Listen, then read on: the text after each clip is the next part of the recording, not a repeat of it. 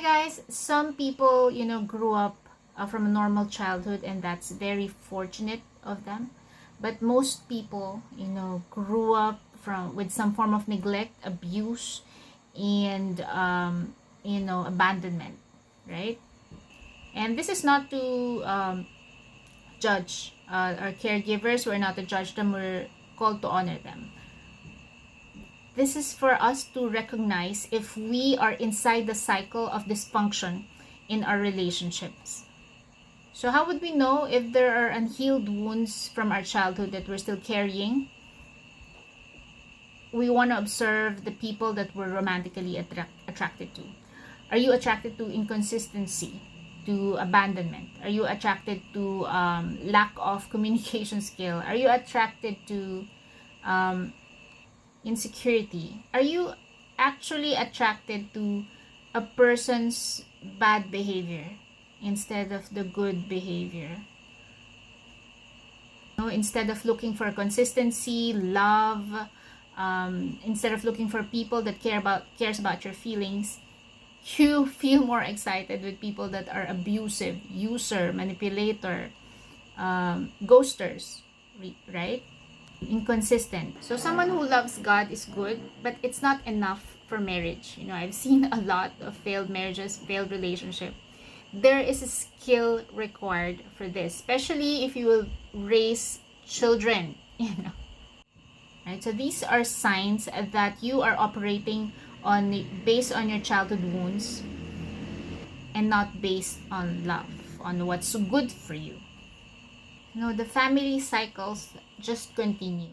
So I'm just sharing this because this is coming up a lot in people I'm talking to.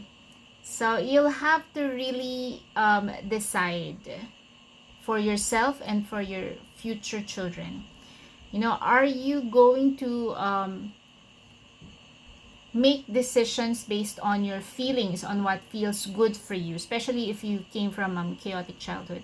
The concept of romantic love is subconsciously rooted to the love that we received when we were a child. So if you were abused when you were a child, someone that's abusive will feel so comfortable, will feel like love.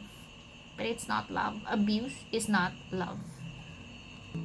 So I'm just sharing this because, I need you to see the repercussion of your romantic decisions, right? If you're okay to be abused, to have black eye every morning, to be shouted at, to be ghosted, to have infidelity, to have an adulterer spouse, and then that's your decision. But how about your children, right? It's kind of unfair for them because they have no choice. You made the choice for them. You have made a decision that they will be raised by an abusive person. And another childhood will be ruined just like yours. So, just want to throw this question. How do you decide romantically? Are you deciding based on what feels good?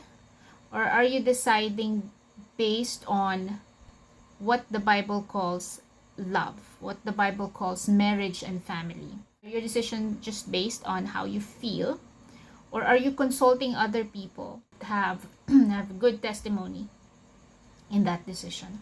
Remember that everything that we do will echo in eternity. Remember that everything we do will affect the next generation, and it's your responsibility to really decide wisely.